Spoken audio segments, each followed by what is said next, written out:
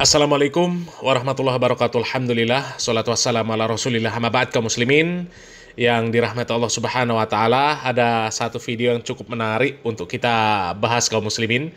Ini video dari Pak Nuruddin, ya. Video majelisnya Pak Nuruddin.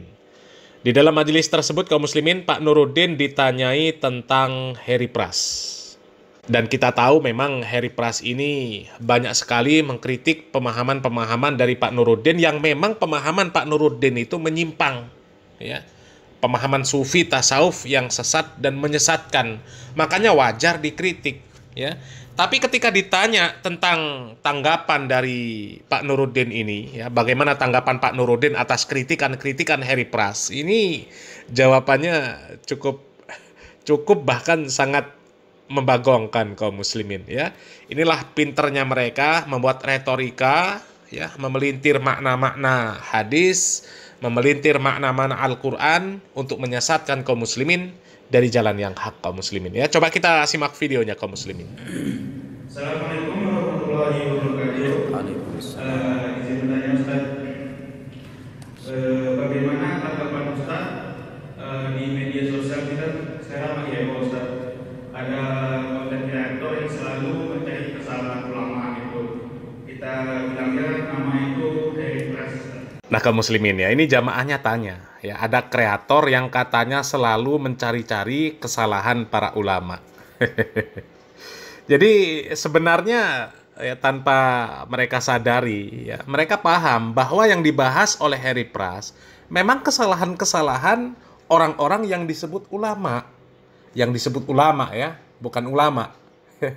Karena ulama itu kan macam-macam, ya. Bahkan kata Nabi Muhammad SAW itu ada ulama su. Dan ulama su itu ya jelas ulama-ulama yang mereka tidak menyebarkan syariat Islam sesuai yang diajarkan, yang dituntunkan oleh Nabi Muhammad SAW, ya. Bahkan merubah-rubah, bahkan menambah-nambah syariat yang sudah ada, ya. Jadi sebenarnya dari pertanyaan ini saja mereka sudah paham bahwa yang dibahas, yang dicari oleh Harry Pras itu memang yang salah-salah. Ya, kalau salah itu memang harus diluruskan, nggak boleh dibiarkan. Ya, bukan seperti kelompoknya ini, rombongan ini, kaum muslimin, ya. Sudah salah, dibiarkan saja, bahkan dipuji-puji, ya. Siapa mereka? Adalah, ya, nanti kita bahas, ya. Kita lanjutkan dulu videonya, kaum muslimin. Yang selalu bikin gaduh, yang selalu bikin masalah, dan pengikutnya banyak sekali, Ustaz. Tanggapan Ustaz bagaimana, Ustaz, untuk mengcounter beliau, Ustaz? Selalu bikin gaduh, Ustaz. Assalamualaikum warahmatullahi wabarakatuh. Katanya Harry Pras, ya, kerjanya mencari-cari kesalahan para ulama dan bikin gaduh. Ya, sekali lagi kami sampaikan, ya, kalau memang mereka paham bahwa yang dibahas oleh Harry Pras itu adalah kesalahan-kesalahan para ulama, ya jangan dibela. Jangan dibela. Ya. Dan ya, meluruskan pemahaman yang salah itu bukan membuat gaduh. Bukan membuat gaduh.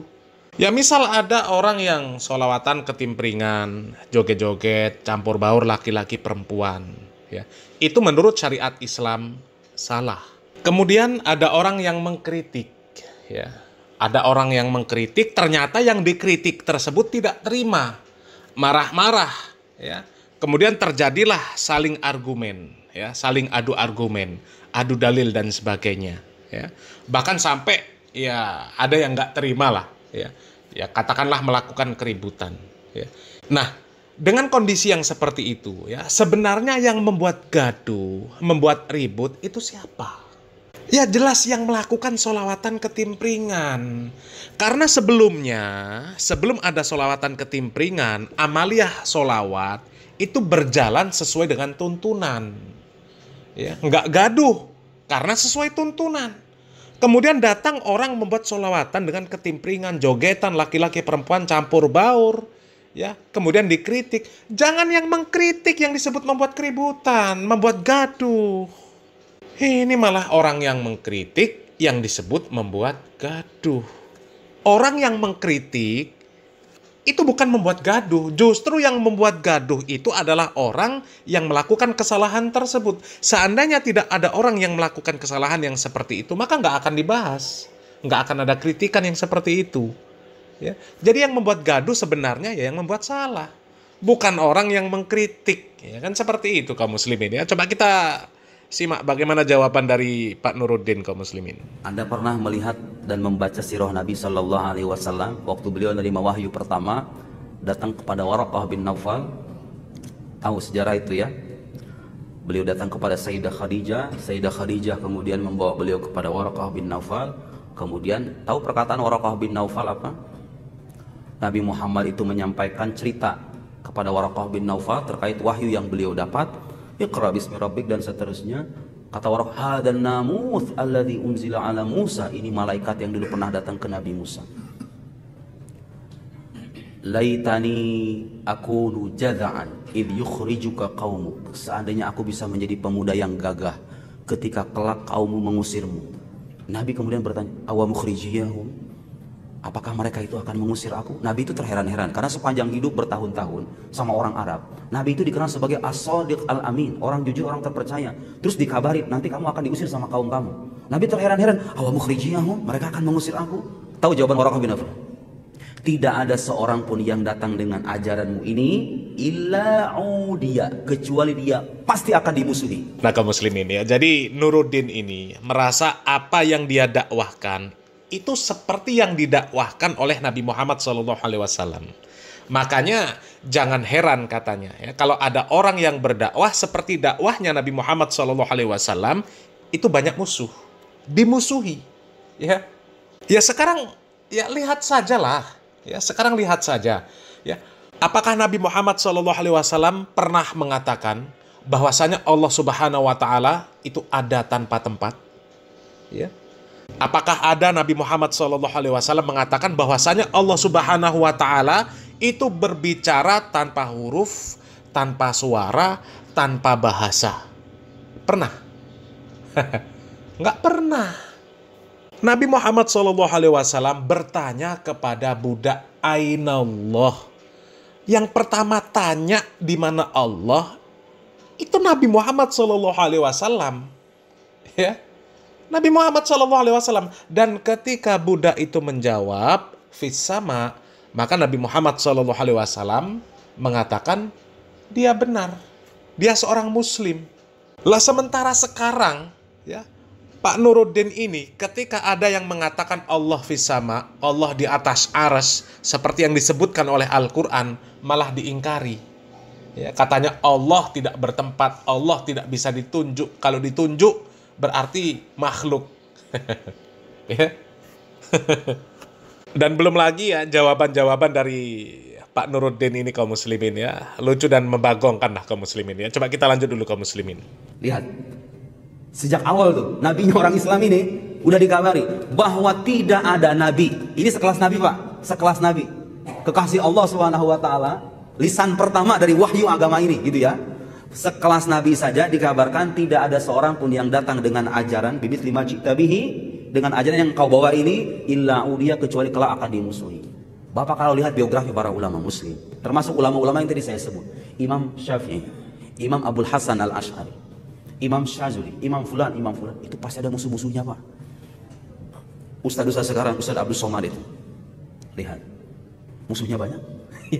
Tuh ya, bawa nama Ustadz Abdul Somad ya. Ya seolah-olah ajaran mereka ini adalah ajaran yang benar, sehingga wajar kalau kemudian ajaran mereka ini ada yang memusuhi, bahkan banyak yang memusuhi. Karena ajaran mereka ini dianggap ajaran yang sesuai dengan apa yang diajarkan oleh Nabi Muhammad SAW. Ya, padahal kita lihatlah kaum muslimin ya. Kelompok ini kaum muslimin, ini kan kelompoknya ya kelompok Pak Idrus Romli, ya, kelompok Pak Abdul Somad, kelompok Al-Nof Dinar ya. Di mana mereka ini adalah Muqib bin Ba'alawi. Ya, jelas Muqib bin Ba'alawi.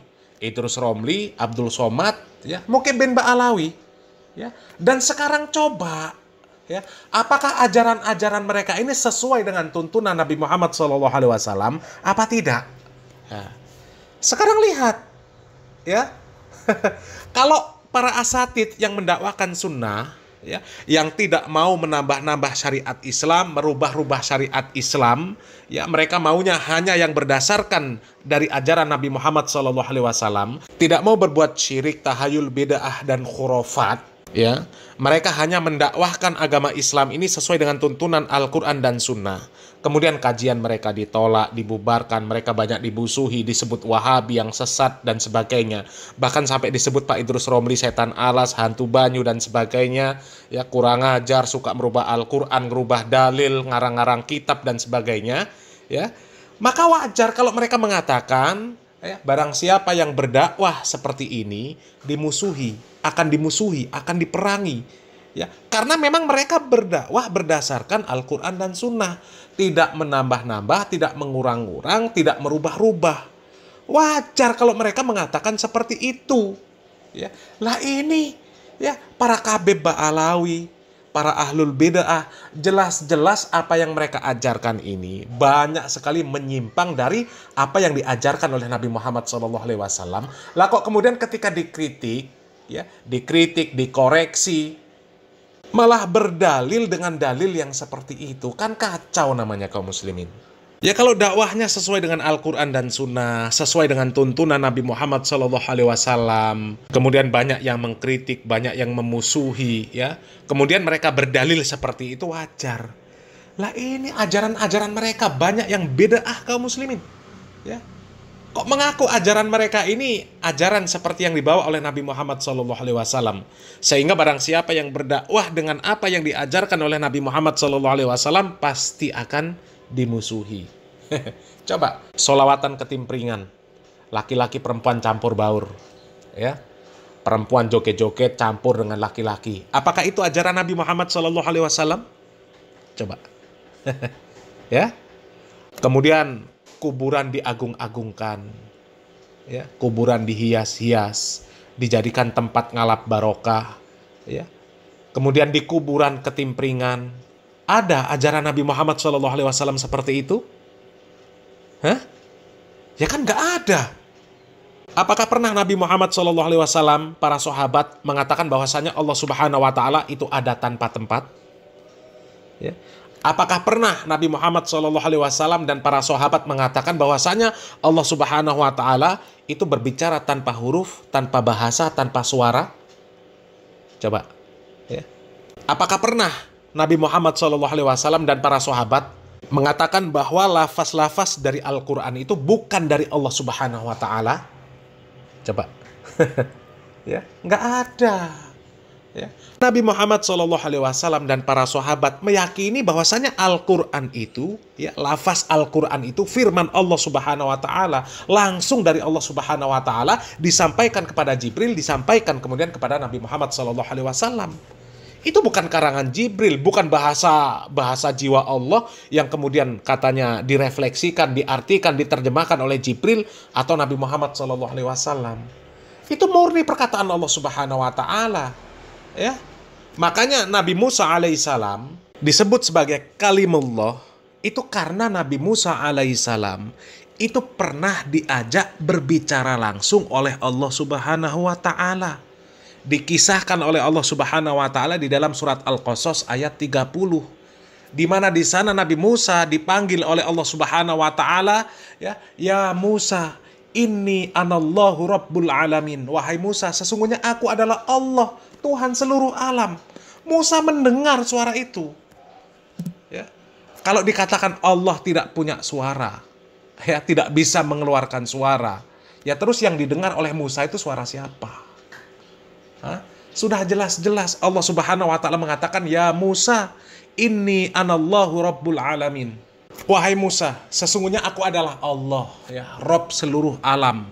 Kemudian Allah Subhanahu Wa Taala memerintahkan kepada Musa, kepada Nabi Musa alaihissalam, wa an alqi asok, falamma ra'aha tahtazzu ka'annaha jannu walla mudbira walam yu'aqib. Dan lemparkanlah tongkatmu. Ya, yang memerintahkan siapa? Yang memerintahkan Allah Subhanahu Wa Taala. Ya, yang didengar oleh Nabi Musa alaihissalam suara siapa? Apa suara Jibril? Apa suara Nabi Muhammad SAW? Ya. Jadi dari mana dasar akidah yang mengatakan Allah Subhanahu Wa Taala itu berbicara tanpa suara, tanpa huruf, tanpa bahasa? Ya. Sementara di dalam Al-Quran sendiri dengan jelas Allah Subhanahu wa Ta'ala mengatakan inna anzalnahu Qur'anan Arabian. Ya kan jelas. Jadi yang mengatakan bahwasanya Allah Subhanahu wa Ta'ala berbicara tanpa huruf, tanpa suara, tanpa bahasa itu tidak berdasar. Tidak berdasar sama sekali. Jadi yang disampaikan oleh Nuruddin itu kaum muslimin, ya itulah yang dinamakan kalimatul haq urida bihal batil. Apa yang disampaikan oleh Nuruddin tentang hadis Nabi Muhammad SAW, bahwa tidaklah orang yang berdakwah membawa apa yang dibawa oleh Nabi Muhammad SAW kecuali dimusuhi. Ya, itu hadisnya benar kaum muslimin, cuma pemahamannya yang salah. Ya, ini disampaikan hadis yang benar disampaikan untuk membela pemahaman yang batil. Ya, pemahaman yang batil. Ya sekarang cobalah lihat ya kelakuan-kelakuan para gus-gus yang dibela oleh kelompok ini, ya kelakuan para kabeb Ba'alawi yang dibela oleh kelompok ini, ya. Apakah yang mereka dakwahkan sesuai dengan tuntunan Nabi Muhammad SAW? Ya, jauh kaum muslimin, jauh, ya. Tapi ya karena mereka mukibin Ba'alawi, ya wajar kalau mereka kelakuannya seperti itu kaum muslimin, ya. Jadi tidak mengherankan ya, yang namanya Mukib bin Ba'alawi ya pemahamannya ya seperti Ba'alawi juga kaum muslimin. Ya. Coba lihat Ba'alawi itu, ya dakwahnya nggak sesuai dengan tuntunan Al-Quran dan Sunnah. Kadang dalil mereka dapatkan dari mimpi, ya dalil dari mimpi. Ya tahu sendirilah kaum muslimin ya bagaimana ajaran para kabib Ba'alawi, bagaimana ajaran orang-orang sufi, ya bahkan orang-orang sufi ini orang gila saja dianggap wali. Ya padahal wali menurut definisi Al-Quran dan Sunnah, wali itu adalah orang-orang yang soleh, orang-orang yang senantiasa bertakwa kepada Allah Subhanahu wa Ta'ala. Tapi kalau orang sufi, orang gila pun dianggap wali, ya nggak ngerti wali apa. Ya mudah-mudahan bermanfaat kaum muslimin. Salam waras, salam akal sehat, barakallahu fikum. Wassalamualaikum warahmatullahi wabarakatuh.